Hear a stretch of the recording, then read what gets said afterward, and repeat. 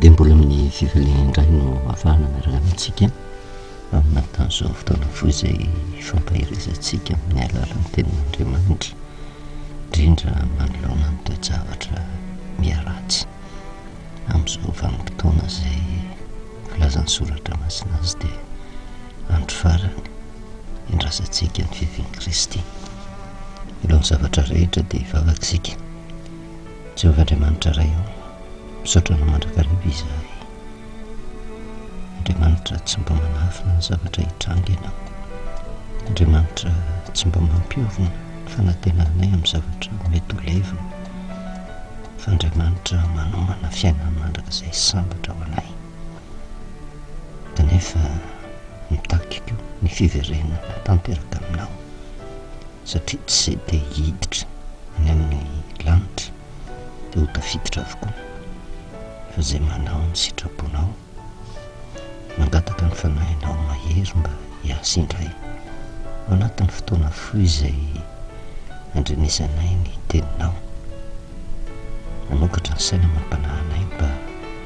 hatonga anay andiny tena mandrakariva, namarina ny fivavahana izay arahanay na tsy, mba tsy ho fakiantoko izahay. Toko sy mino fa ilay fanahy famarinana izay nampanantenan'i Jesosy fa ho arotsany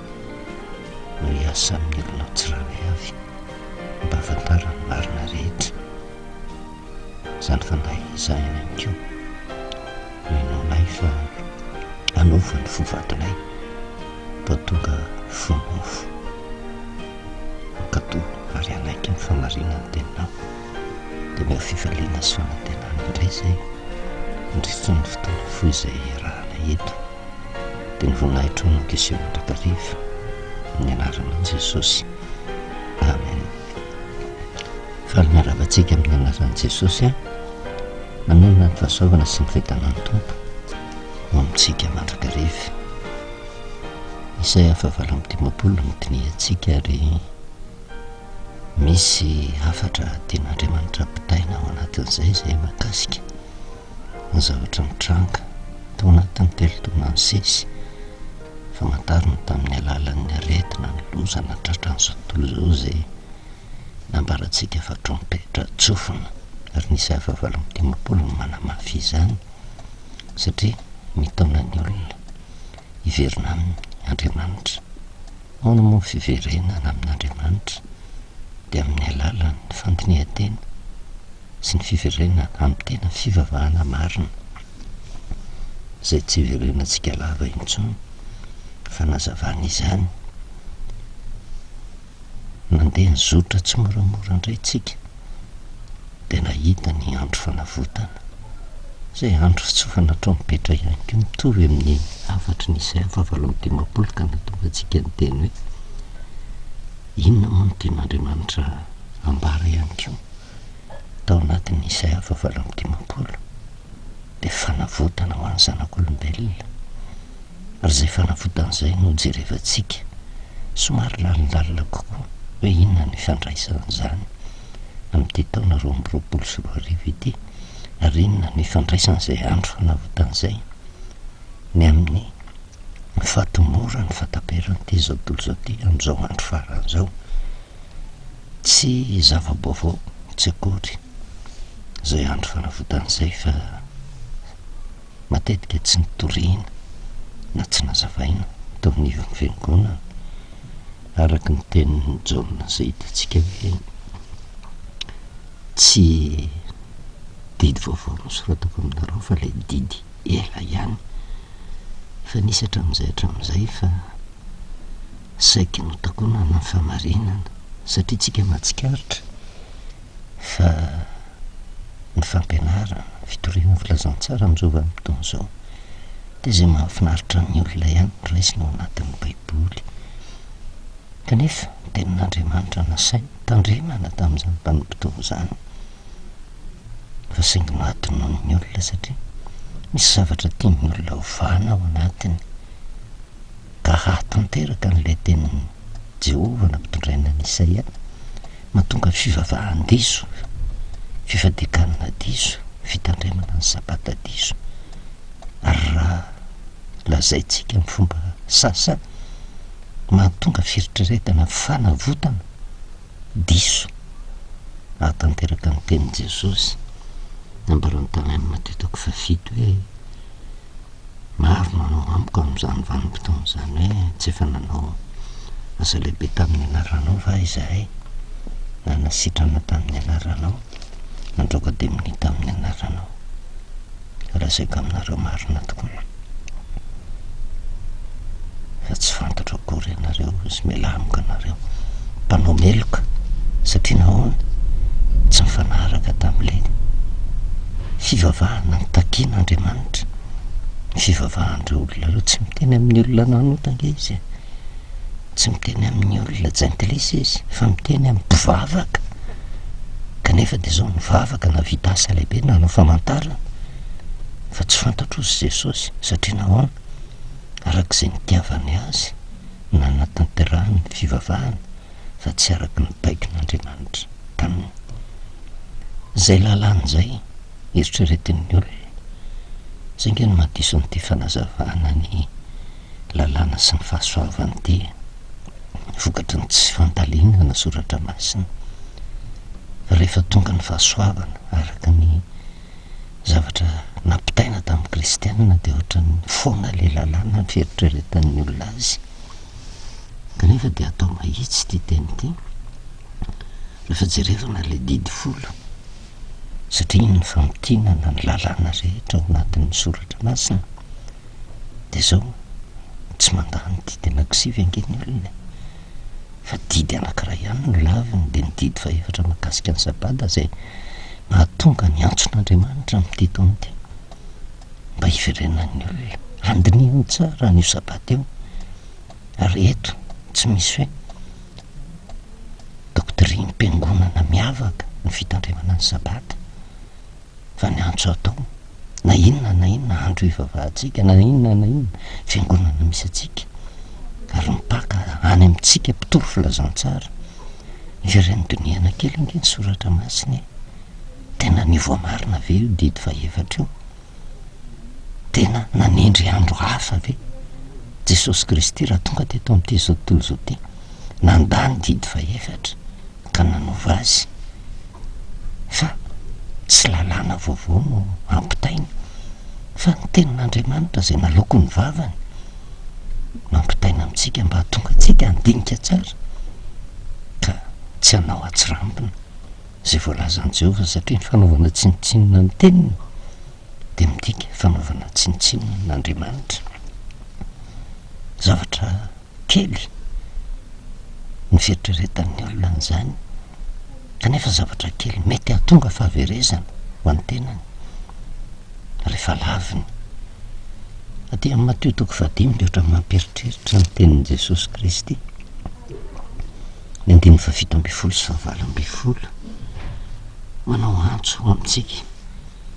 samy manana baiboly avokoa tsika rehetrarehetra, ary tsy mamorona akory ao anatin'izany fa Jesosy zay tonga teto amin'ity zao tontolo zao ty mahatonga antsika mitoro ny fahasoavana no miteny an'ity teny ty. Ny 17 sy 20 aza ataonareo fa tonga aho zay andravany lalàna na ny mpaminany, tsy tonga handrava fa hanatanteraka. Fa lazaiko aminareo marina tokoa, mandra-pahafoana ny lanitra sy ny tany dia tsy hisy foana akory ny amin'ny lalàna, na dia litera ray na tendrin-tsoratra iray aza mandra-pahatanteraka izy rehetra. Io le Jesosy zay arahantsika, zay tononintsika, zay anaovantsika asa lehibe amin'ny anaran'i Jesosy no miteny tsy hisy foana akory ozy ny amin'ny lalàna, na dia litera ray na tendrin-tsoratra iray aza mandra-pahatanteraka izany, fa ny antony nahatongavany dia ny anatanteraka ny lalàna ozy, fa tsy ny andrava azy, zany hoe hamokatra ny masom-panahin'ny olona mba hatakatra ny zavatra tian'Andriamanitra ampitaina ao anatin'ireny lalàna zay napetrany. Verontsika amin'ny fanazavana ny andro fanavotana, misy antony lehibe dia lehibe na ninona ny tamin'ity taona ity no andrenizantsika n'izany rehetrarehetra zany, zay da amin'ny fahatelo taona nytrangano ny toe-javatra nampiroro teo anivony zao tontolo zao fa tsy teto amin'ny firenentsika fotsiny ihany ary le nitahotra sy ny zavatra mitranga na tratra ny olona rehetra na mpivavaka na tsy mpivavaka ary ny zavatra misy tsy mihatsara zao fiainan'izao fa miratsy ary raha ny soratra masina ny dinihana misy vanim-potoana ange misy loza fanairany ary miandry Andriamanitra amin'iny vanim-potoana iny fa mbola tsy mandrava izy iverina amin'nyveny olona de tsatra kely vetivety ny loza fa mimafy hatrany nefa izy io ary ny loza tsy ampozonao zavatra tampoka zavatra tsy fahita zavatra mampangororo tsy ny olo-tokana ihany fa manjo ny zanak'olombelona rehetra na mivavaka na tsy mivavaka kanefa ho an'ny olona mivavaka kosa de tsy taitra izy ny amin'ny fitrangana zany zavatra zany satria efa famantarana nambarany Kristy de melo fa saingy tsy midiky zany de tsy atahotra izy manoloana ny loza zay mitranga fa vao mitranga reny toe-javatra reny ny tena kristianina marina de miezaka miverina amin'ny Jehova miverina amin'Andriamanitra miverina ho amin'ny famarinana mba tsy hahatonga azy horingana fa jerentsika le andro fanavotana satria ho jerevantsika hoe tsy tongatonga ho azy zany rehetrarehetra zany de anisan'ny famitopy-vavahana anankiray zay nasaina ny tanterahany zanak'Israely ao amin'ny Levitikos toko 12 matetika rehefa tsy te handray an'le marina isika amin'izao vanim-potoana zao de zao mifilazantsika hoe tsika nga jiosy tsika nga Israely fa teny natao an'ny zanak'Israely zany ho an'ny olona ambany lalàny zany fa vokatry ny tsy fatakarana ny soratra masina no mahatonga n'izay rehetrarehetra zay fa rehefa metimety indray le zavatra toriana de milaza indray tsika fa tsika indray no Israely ara-panahy araka ny voalazan'ny Paoly apôstôly tsika indray no Israely ara-panahy tsika indray no jiosy ara-panahy fa rehefa tsy tetsika de alefatsika ny am'le firenena anankiray tany amin'ny testamenta taloha vokatry ny tsy fahatakarana hoe tsy nengamin'Andriamanitra ange ny zanak'Israely na nomeny any didy io fa ndraikitra goavana napetrany tamin'ny olona zay ny fidiny mba hapitan'izany ho an'ny tsy mahalala ka ny atao hoe Israely de olona mpitolona amin'Andriamanitra mifandray tamin'Andriamanitra mihaino ny teniny ary tsy mitahiry ho azy samindray zany afatra zany fa mampity zany ho an'ireo tsy mahalala mba hiara-dalana aminy ka andray ny famonjena satria ny famonjena tsy natao an'ny Israely fotsiny fa natao ho an'izao tontolo zao ho an'izay mino ka ny olona tafaverina amin'i Jehova de zay no atao hoe Israely ara-panahy amin'ny Levitikos toko 12 de zao no voasoratra vakiko hatramin'ny 7:20 ka hatramin'ny 7:30 ary nazavaitsika miverina eo amin'ny any amin'ny Levitikos toko 7:20 ary zao no lalàna mandrakizay ho anareo amin'ny andro 10 amin'ny volana 7 de oka mipahory ny tenanareo ianareo ary tsy hanao raharaha akory na ny topotany na ny vahiny eo aminareo fa amin'izany andro zany nanao fanavotana ho anareo anadiovana anareo ka de adio afaka amin'ny fahotanareo rehetra eo anatrehan'i Jehova ianareo ho tena andro fitsarana ho anareo zany ka mipahory ny tenanareo ianareo ho lalàna mandrakizay zany ary mpisorona zay hosorona sy atokana ho mpisorona isolony indray de hanao fanavotana ary tafy ny fitafiana rongony fotsy izy de ny fitafiana masina de hanao fanavotana ho amin'ny fitoerana masina izy ho an'ny tranon'ilay fionana sy ny altara sy ny mpisorona ary ny olona rehetra amin'ny fiangonana ho lalàna mandrakizay ho anareo zany anaovana fanavotana ho an'ny zanak'Israely indray mandeha isa-taona ahafahany amin'ny fahotany rehetra misy zavatra hitovizany amin'ny paska ositsika zay Jehova nanendry an'le vanim-potoana nresahantsika hoe ny fanisan'andro ara-baiboly tsy ny foronon-janak'olombelona satria nyfanasan'andro am'izao vanim-potoana zao de manaraka ny fiodin'ny masoandro tsy mandiso an'izany ange Andriamanitra fa tsy mafoana akory ny fanisan'andro ny baiboly zany fa ny an' Jehova de manaraka ny fiodin'ny volana ny fanisan'andro na ny andreny ny volana biba na ny volana nisanina tamin'ny andro pasika voalohan'ny-bolana aminareo amin'ny taona ary misy zavatra ifandraisana satria tamin'ny andro 10 de nasaina anaka zanak'ondry ny zanak'Israely notahirizina ary amin'ny andro 14 de amono ny zanak'ondry tsy misy kilema ary zay famponina ny zanak'ondry tsy misy kilema zay misy fepetra napetrak'Andriamanitra mba hitondra fanafahana man'ny zanak'Israely satria voageja tao amin'ny tany Egipta izy ary tonga ny vanim-potoana tsy famonjena akory fa fanafahana ny zanak'Israely hiala tao amin'ny tany Egipta nampanantenan'i Jehova tany tondra-dronono sy tantely ary amin'ny tany Kanana ary tsy eo amin'ny tany Egipta misy azy io fa tsy maintsy mandao amin'ny tany Egipta de misotra milalana hitantanan'Andriamanitra azy mandra-patonga any amin'ny tany Kanana zany hoe fanafahana ny zanak'Israely andevo kanefa zay zanak'ondry tsy misy kilema zay de ny vonoina natsatsika tamin'ny afo nohanina ny nofo miaraka amin'ny mofo tsy misy masirasira tandinto ny fandraisana fanasan'ny tompo fa ny raha tetina matomboravarina sy ny tolambavarana efa nazavaina totatoko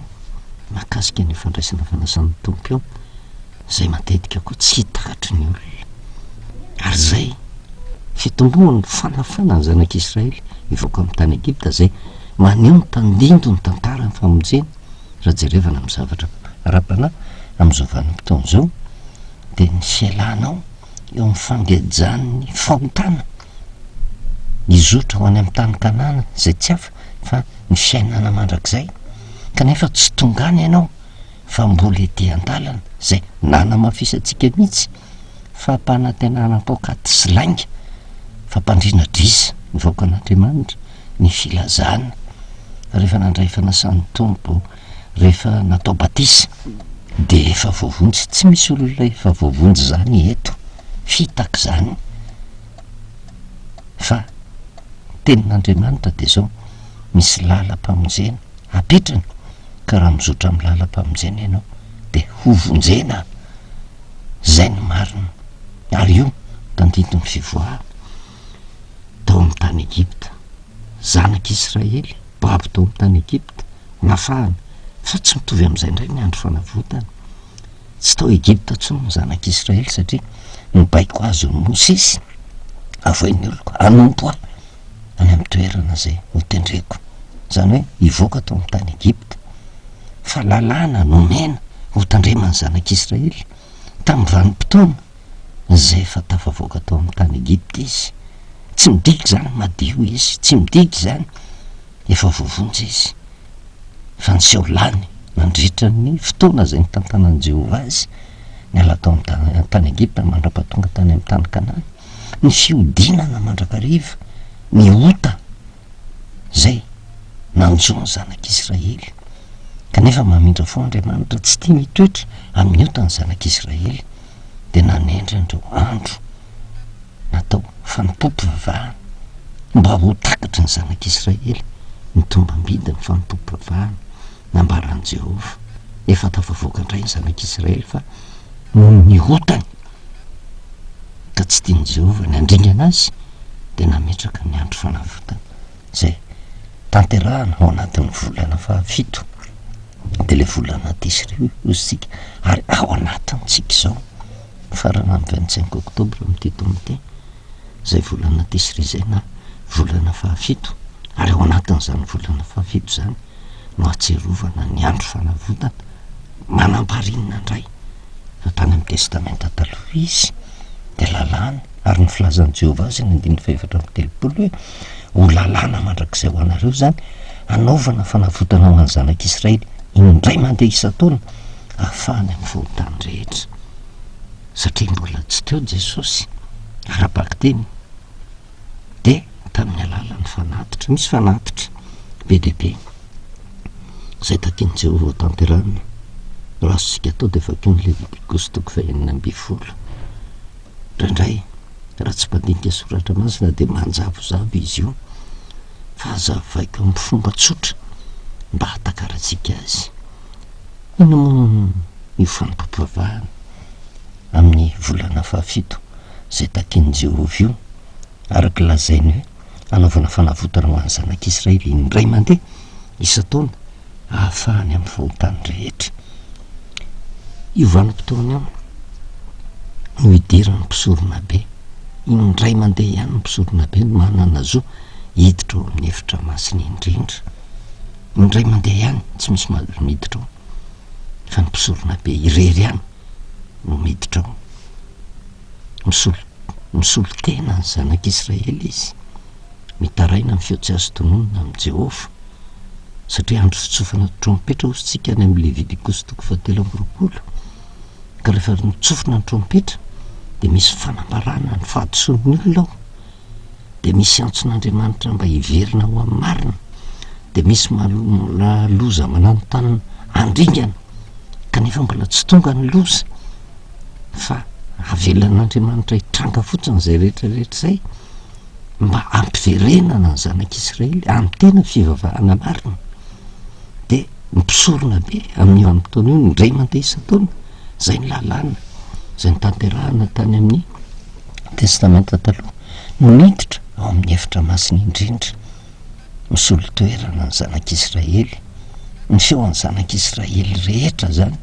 no entin'ny mpisorona be io manatrika an' Jehovah Andriamanitra, ary misy fanampam-pavahana tanterahany ao. Voalohany indrindra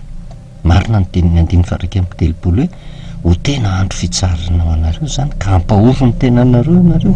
ho lalàna mandrakizay zany. Tena mampahoro ny tenany ao le mpisorona be, mifady anina ao le mpisorona be, tena mivavaka marina le mpisorona be,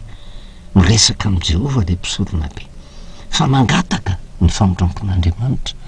mba amelan'Andriamanitra ny heliko ny zanak'Israely rehetra, manomboka amin'ny tenany zay mpisorona be, satria mpisorona be rehetra ke tsy hoe tanteraka zay voatendry, fa mpisorona be manana ny fahadisoany ka voalohany indrindra izy de mitondra fanatitra ho an'ny tenany, mamintana fotsiny amin'ny Levitikos 20:20 mba hanadiovany an'ny tenany, zay vao mitaraina ho an'ny mpisorona sy ho an'ny zanak'Israely rehetra mangataka amin'ny famondrampon'Andriamanitra ao amin'izany efitra masina indrindra izany, de mitaraina ao izy. Fa etsy andanin'izany aty ivelany indray ny zanak'Israely de tsy hoe miandro fotsiny hoe manahoana ny eken'Andriamanitra ve nivavaka nasandratra le mpisorona be, fa ny zanak'Israely keo nefa ny baiko zay omeny ampahoro ny tenanareo nareo ho lalàna mandrakizay zany. Mandritra ny vanim-potoana zay toeran'ny mpisorona be eo amin'ny efitra masina indrindra, ny zanak'Israely keo miondrika mampahoro ny tenany, mifadianina, mitalao koa amin'Andriamanitra mba handran'Andriamanitra fo aminy, mba tsy hatonga fandringanana eo anivon'ny zanak'Israely ary tsy mitsahatra zay fampahoriany teny zay. Mandritra ny vanim-potoana zay hitoeran'ny mpisorona be ao amin'ny efitra masina indrindra, tsy mitsahatra zay mpisorona be, ary zay ny tokony ho tadiditsika satria ny fahafantarantsika an'izay fomba atao amin'ny fanampam-pavahana amin'ny fanavotan'izay no ahafahantsika koa manakatra hoe fanampam-pavahana manahoana no takian'Andriamanitra amin'izao vanim-potoana zao, ary inona ny ifandraisany amin'ny antso atao amin'ny Isaia 8:20 eo. De mandritra n'izay vanim-potoana zay mitaintaina ny zanak'Israely amindra fovy Andriamanitra, satria tsy mahina-kanina ny zanak'Israely, mifadianina ny zanak'Israely, tena mivavaka ny zanak'Israely, kanefa etsy andanin'izay tsy miaraka amin'ny mpisorona be fa mpisorona be irery indray mandeha isa-taona no miditra ao amin'ny efitra masina indrindra, mitaraina amin'ny feo tsy azo tononona. Zavatra mitranga nefa de ty misy fotoana tsy maintsy mivoaka tao amin'ny efitra masina indrindra ny mpisorona be, fa raha ny tantara sy ny voalaza ny soratra masina raha vo io mpisorona be io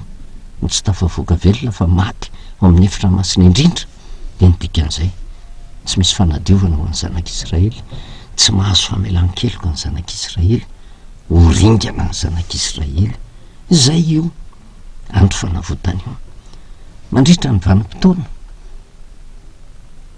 zay hijanona ny mpisorona be io de mitaintaina ny zanak'Israely ho tafavoaka velona ao ve le mpisorona be. Fa raha tafavoaka velona eo izy de misy orakoram-pifaliana be ho an'ny zanak'Israely satria ny fahaveloma mpisorona be mivoaka tao de midika namindra fo Andriamanitra tsy horingana ny zanak'Israely voadio amin'ny fahotana izy noho ny fanotompo vavahana nataon'le mpisorona be amin'ny lafiny anankiray sy noho ny toepanahy ny zanak'Israely tamin'izany vanim-potoana zany zay nampahoro ny tenany mivavaka marina fadianina marina de namindra fo Andriamanitra. Rehefa jerevantsika nefa amin'ny baiboly tsy nisy mihitsy mpisorona be maty tao anatin'ny efitra masina indrindra ary misy antony zay aliko ny zavatra ho avy tandindo ny zavatra hitranga ary zay ma samihafa ny Paska de famonoana ny zanak'ondry Jesosy Kristy no maty, le zanak'ondry no novonoina fetonoany famonjena tanterahan'Andriamanitra sy fametrahany ny lalam-pamonjena tokony izoran'ny olona nandritra ny lalam-pamonjena nitondrana ny zanak'Israely nivoaka tao amin'ny tany Egipta andeha any amin'ny tany Kanana iny de zay koa ny zavatra misy amin'ny vanim-potoana zao maty Jesosy ary nefa tandindo ny fandraisana fanasana tompo nefa ny Paska zay nitsindritsika koa satria nahavariny Paska tamin'ity taona ity de nisy fifandraisana tamin'ny andro fahafito tao amin'le andro fahafito mihitsy ny Paska ara-baiboly fa tsy io le Paska zay mahazatra ny kristianina io Paska ny fanarahan'ny kristianina tsy mifanaraka amin'ny sitrapon'Andriamanitra io andro tokana fa ny Paska zany miovy isan-taona tahakany hoe ohatra manome ohatra ny calendrier grégoriana ny 1er janvier raha latsinainy tamin'ity tsy voatery latsinainy foana isan-taona miova isan-taona io de torak'izany koa ny Paska raha baiboly voalohan'ny volana Nisanina tsy voatery ho andro ray foana fa miova isan-taona fa 4 amby folo ny volana Nisanina le Paska de miova isan-taona fa tamin'ity izy de mifanendry tao anatin'ny andro fahafito zay misy feon'Andriamanitra tsy ho an'ny kristianina irery eto Madagasikara fotsiny fa antson'Andriamanitra ho an'ny fiangonana kristianina voalohany indrindra, antson'Andriamanitra ho an'ny zao tontolo zao mihitsy ho an'ny kristianina rehetra satria ireo atsony iverina aloha amin'ny famarinana fa raha ny kristianina zay nametrahana ndraikitra hitory filazantsara tsy miverina amin'ny famarinana de hitory filazantsara hafa izy zay tonga fahaverezana ho an'ny olona ary zay ny antony ireny loza maro isan-karazany ireny marika ny fitiavan'Andriamanitra mba hiverenany ho amin'ny laoniny tanteraka zay le Paska kanefa ao anatin'izay lalam-pamonjena zay nivoahan'ny zanak'Israely tao amin'ny tany Egipta andehana amin'ny tany Kanana ao anatin'ny elanelan'izay no misy ny fitandremana an'le andro fanavotana vokatry ny fiodiana ny zanak'Israely mandrakariva ina moa ny zavatra tsy novan'ny zanak'Israely teny andehanany mandany tenin'Andriamanitra nanova ny lalàn'Andriamanitra nataony zanak'Israely zany kanefa Andriamanitra tsy mbola mandrikana mialanenina ary zay no nanomezany an'ity andro fanavotana ity mba hanadiovana anareo sy hanaovana fanavotana ho an'ny zanak'Israely indray mandeha isan-taona ahafahany amin'ny fahotany rehetra zany hoe mialohan'ny idirany any amin'ny tany Kanana de torak'izany koa amin'izao andro faran'izao mialohan'ny idirantsika any amin'ny fanjakan'ny lanitra ary zay zavatra zay no tokony ho tsapantsika efa zavatra goavana be no fantarantsika zay testamenta taloha mijerevantsika misy zavatra mifameno ao anatin'ny fivoahana tamin'ny fanafahana tamin'ny alalan'ny paska tao amin'ny tany Egipta. Fa rehefa tafavoaka tao amin'ny tany Egipta tsy eo amin'ny tany Egipta intsony feny amin'le lalam-pamonjena lalina izotrany amin'ny tany Kanana no tonga ny andro fanavotana. Indray mandeha isan-taona nefa mipisorona be no miditra ao anatin'ny efitra masina indrindra, ary io tsy herintaona nanaovan'ny zanak'Israely ny lalana niala tao amin'ny tany Egipta andehany amin'ny tany Kanana nireniren'ny tany nandritra ny 40 taona. Izany hoe isan-taona nefa misy ny andro fanavotana io, satria nao mipisorona be olombelona no nitendrena dia isan-taona tonga io baika io. Ary isaky ny tonga ny andro fanavotana dia ohatran'izay foana ny zavatra mitranga, mampahoro ny tena ny zanak'Israely, mifadianina ny zanak'Israely, taraina famindram-po avy amin'Andriamanitra ny zanak'Israely mandritra ny vanim-potoana hijanona ny mpisorona be ao amin'ny efitra masina indrindra. Tafavoaka velona ao amin'izay ny mpisorona be. Fifaliana ho ny zanak'Israely, ary araka ny nambarantsika hoe raha ny baiboly tsy nisy mpisorona be maty tao amin'ny efitra masina indrindra izay midika namindra fo tamin'ny zanak'Israely. Andriamanitra isika no Israely ara-panahy, vaovao mahafaly tsara be zany, tsy mety maty ao amin'ny efitra masina indrindra ny mpisorona be. Inona ny fandraisan'izay amin'izao vanim-potoana izao? Dia hitantsika moa fa aleo mandeha tsy moramora mba hatakarantsika ny zavatra ampitain'Andriamanitra amintsika. Ary za eto dia miteny tsy manerina izany izy ekeo zany famarinana natoriana izany, fakafaka ao lalina dia nio tsara enoy tsy mahafaty antoka ny miaino sy ny mianatra na tsy ho resy lahatra ary ianao, fa ataovy am-pelantanana foana ny baiboly mba hafantaranao mandainga ve ilay mpitory filazantsara sa tsy eo anatrehan'izay rehetrarehetra izay. Fiadiam-pamarana dia ny azo antoka dia dia isika no Israely ara-panahy, fa io zava-marina io misy fanompoam-pivavahana tanterahana ao amin'ny efitra masina indrindra. Voafetra io fa tsy maintsy mitsangana tao ny mpisorona be, fa nitakiana ho an'ny Israely, isika no Israely ara-panahy dia ny fampahoritena,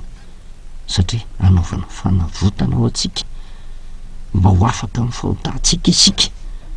fa tsy maintsy tafavoaka velona ao amin'ny efitra masina indrindra ny mpisorona be. Ary zay no antony hifalitsika so ihany no men'Andriamanitra anio fanompoam-pivavahana fanavotana io ananako fanantenana sy fifaliana anantenako, fa hodiovin'Andriamanitra ny fahotako dia hifaly aho, satria ho tafavoaka velona ao mpisorona be. Testamenta taloha no hitantsika androany manahoana rehefa tonga Jesosy, inona ny zavatra hitranga, fa ny zavatra fantatritsika raha ny Paska aloha ny resahana. Dia eto amin'ity zao tontolo zao ity Jesosy, le zanak'ondry tsy misy kilema izay nivonoana tao amin'ny testamenta taloha, nidika le Jesosy maty teo amin'ny hazo fijaliana nanolotra ny aina mba ho famonjena antsika. Vitan' Jesosy ny famonjena, fa isika tsy mbola voavonjy, fa ny olona vonjena dia le nanaiky ny famonjena vitan' Jesosy. Ary ny fahafatesan'i Jesosy ny Paska araka ny nambarantsika fitomoa ny lalam-pamonjena, tsy mbola voavonjy isika fa eny an-dalana, kanefa milohany midirana any amin'ny tany Kanana misy ny andro fanavotana. Aiza ho aiza amin'izao andro faran'izao ny andro fanavotana, dia eo zany no diniantsika fa ny fifaliana lehibe sy ny fanantenana mpisorona be tsy maty eo amin'ny efitra masina indrindra. Midikany afaka mifaly zay rehetra miverina amin'i Jehova, fa tsy andringan'Andriamanitra, anadio Andriamanitra, anafaka Andriamanitra milohany hidira any fiainana mandrakizay. Dia matoky sy mino fa zay teny fo izay manokatra ny saina mampanahitsika, amantatra le nambarany Jaona, tsy didy vaovao ange milazaika aminareo izay, fa lay didy ela lefa nisy taloha ihany. Jaona voalohany toko voalohany 17 soavaly ry mahalala tsy didy vaovao ny soratako aminareo fa didy ela zay nanananareo hatramin'ny voalohany tena nananatsika satria ao anatin'ny baiboly fa tsy nivakiana tsy nazavainy ny didy ela de le teny efa rianareo ary ko didy vaovao no soratako aminareo de ny zava-marina eo amin'ny seho aminareo satria miala ny maizina ary ny mazava marina no mahazava ankehitriny zay ny mahavaovao azy manomboka hazavaina ny antony manomboka fantatra ny dikany satria zavatra tsy fantatritsika hatramin'izay fa nanjavozavo kanefa de manomboka misy mazava ankehitriny zay ny mahadidy vaovao azy de masoto misikotra mandrakariva amin'andriamanitra fa raha mitady amin'ny Jehovah ianao ny azo antoka de zao miditra antsehatra foana angizy manao ny fomba rehetra mba hahafantaranao ny marina andraisanao ny famonjena voninahitro an'andriamanitra reriany a vavakisika misaotranao Jehovah-andriamanitra ray ny amin'ny teny sady fampaherezana no fampianarana ny olonao mba hiverina tanteraka aminao satria miditra ao anatin'ny andro fanavotana raha rahabaky teny ny volana hitsahana izao kanefa mamantatra ny zava-panao ambadika zany izahay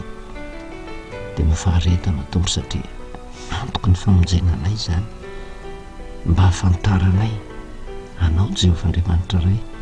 ahatonga anay ho tafaverina tanteraka aminao satria ny kristianina rehetra de samy mihevitra fa afaka tamin'ny fanadevozana kanefa amin'ny lalana zay izotra ho any fiainana mandrakizay de misy mbola fipetrapetraka ao mandrakariva